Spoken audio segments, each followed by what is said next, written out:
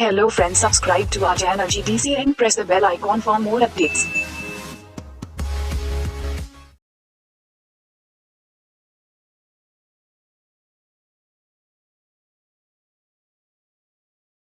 Hello students, so welcome to the channel. So today in this video we are going to cover some questions which is very important for your railway pharmacist exam.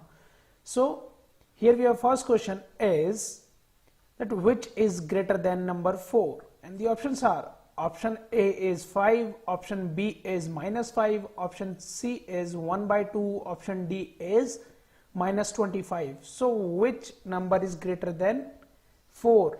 So it is very easy question, students. So we have to tell about that which number is greater than the 4.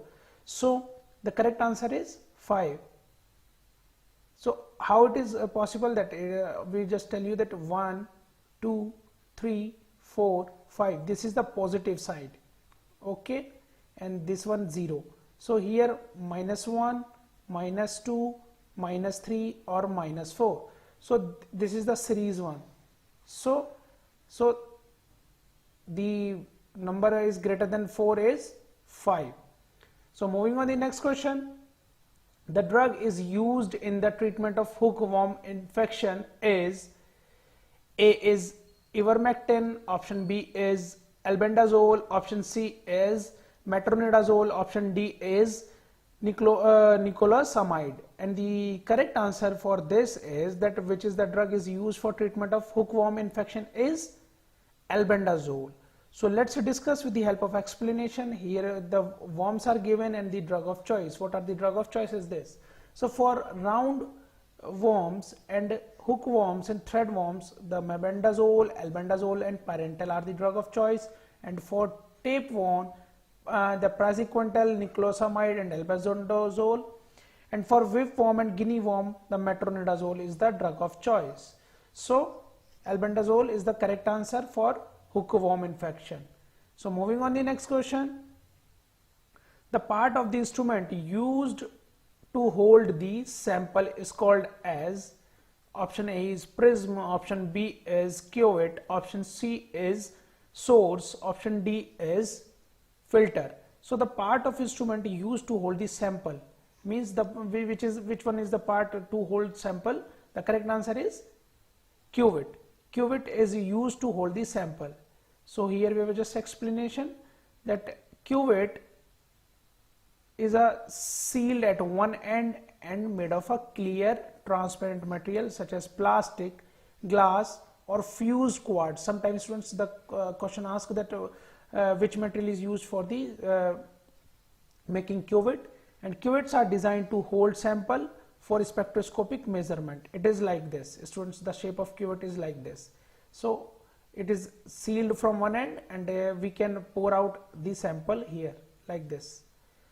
So where a beam of light is passed through the sample, it's just like a material like it's a UV spectrometer. So here are the light, here it goes, so there will be the passing of the light, and it is used, cuvette used to measure the absorbance, transmittance, fluorescence intensity, fluorescence polarization, fluorescence lifetime of the sample. So this measurement is done with the help of a spectrometer. So here we have just diagrammatic representation. It's a cuvette where in this sample is kept. And the next question is the antimicrobial agents who inhibits the ergosterol biosynthesis, and the options are option A is ketoconazole, option B is amphotericin B, option C is 5-fluocysteine cytosine, option D is griseofulvin. So the antimicrobial who inhibits the ergosterol biosynthesis, and the correct answer is ketoconazole. Ketoconazole actually it is a broad spectrum antifungal drug. Now just have some explanation about this. Here we have the mechanism of action of antifungal drugs. So here just azoles derivatives inhibit the ergosterol synthesis, means there is a conversion of lanosterol to ergosterol. So azoles inhibit this conversion, where various drugs are used here the choline and amphotericin is also seen. We can see that bind to ergosterol and form pores channels. So amphotericin inhibit that. Where allylamines are also given, that terbinafine, nifedipine and amrolifene, it inhibits squalene conversion to lanosterol. So students, moving on the next question, that lupus erythematosus is the side effect of option A quinine, option B is chloroquine, option C is procainamide, and option D is all of the above. Students, so this is the just a typing mistake, this is the option D. So which drug is having the lupus erythematosus as a side effect? And the correct answer is procainamide. It is having the lupus erythematosus side effect. Now we just take out the explanation part, that systemic lupus erythematosus, SLS and ventricular tachycardia is the major side effect of the procainamide.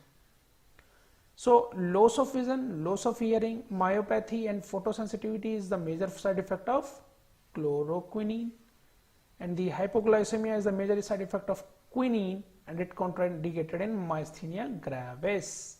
So students, SLS we have just cleared, loss of vision about chloroquine, and the quinine side effect was also observed.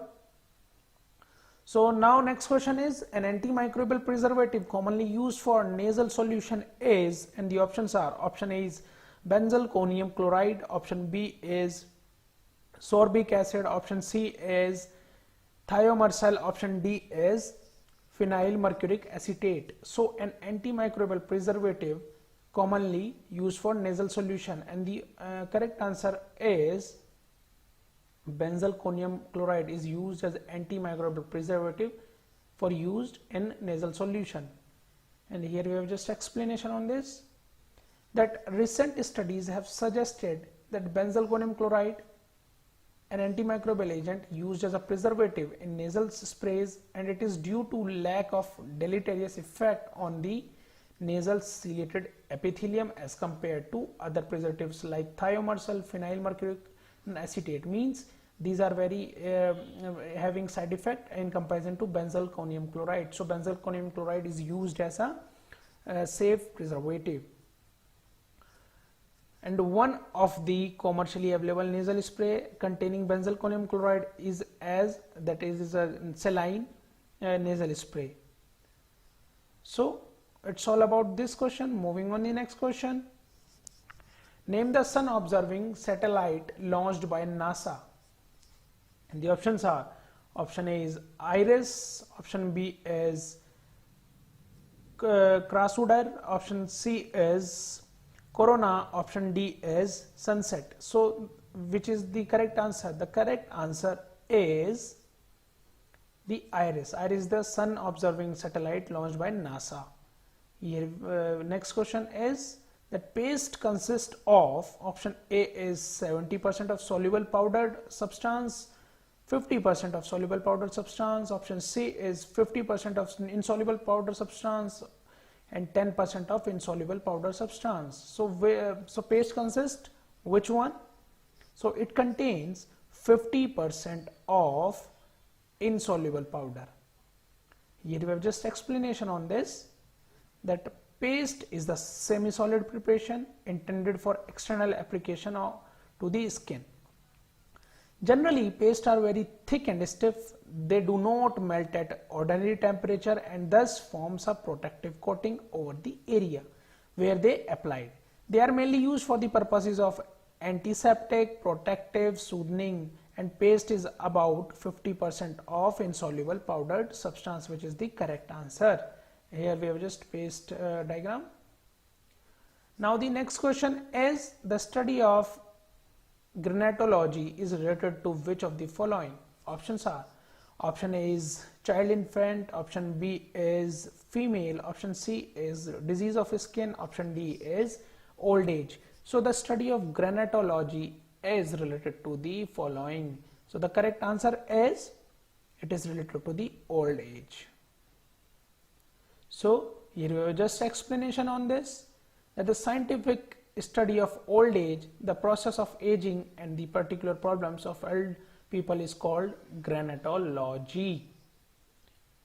It is the correct answer. So students, old age is the correct answer. Moving on the next question, that in a mixture of 45 liters, the ratio of milk is 3:2, and how much water must be added to make 9:11? So options are 10 liter, option B is 15 liter, option C is 17 liter, and option D is 20 liter. So which is the correct answer? So how much water must be added to make the ratio of 9:11? The correct answer is 15 liter is used as a water to make the ratio of 9:11. So let's discuss with the help of explanation.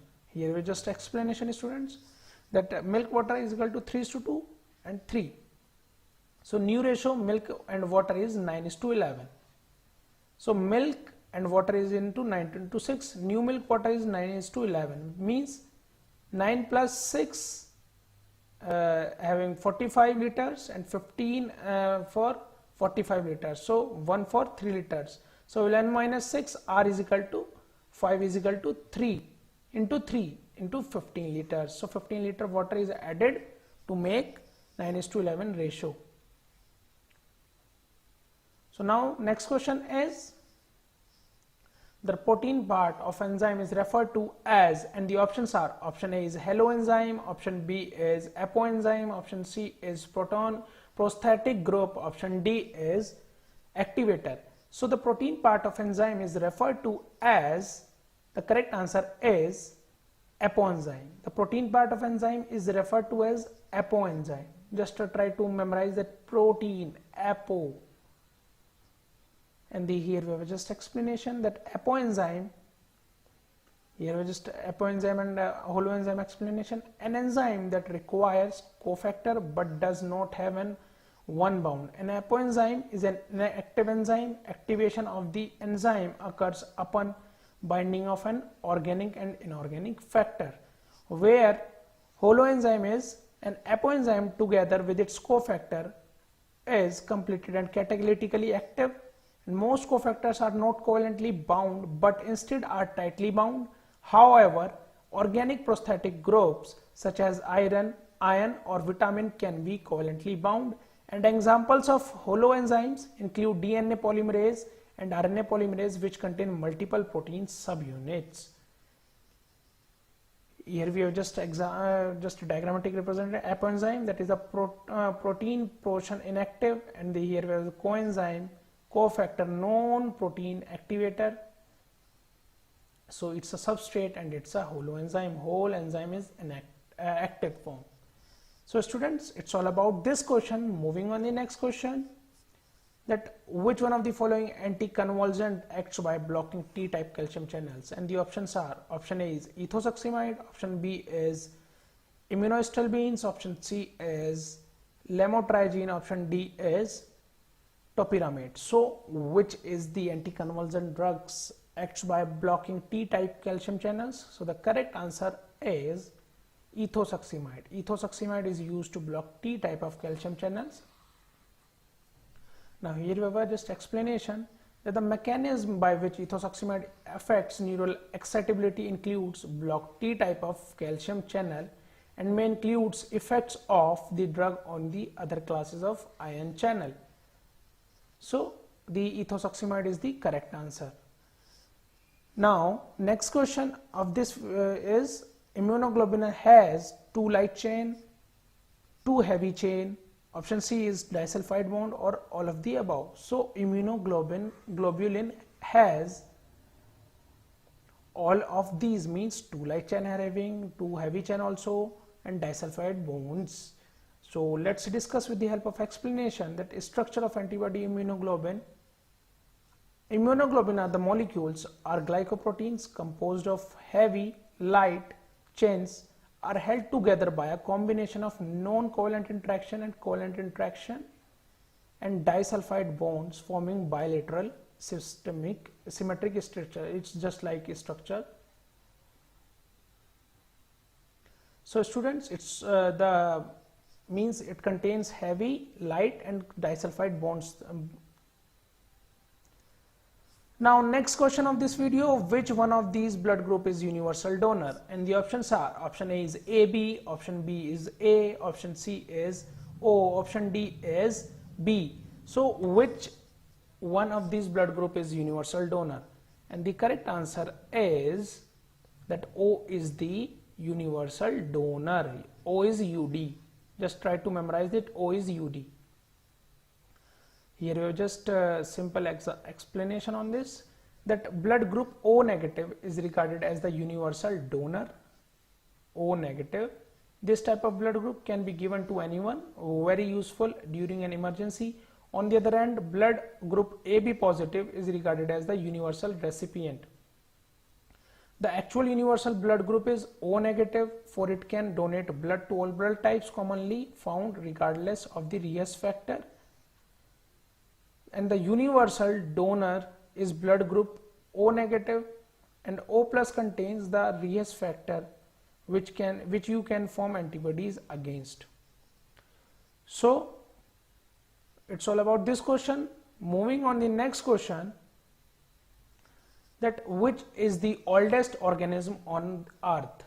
And the options are blue-green algae, option B is amoeba, option C is fungi, option D is Eugellina. So which is the oldest organism on the earth? And the correct answer is blue-green algae is the oldest organism on the earth. Here we have just explanation on this, that UG9 is a lineage of wheat stem muskrat which is present in wheat fields in several countries in Africa and the Middle East.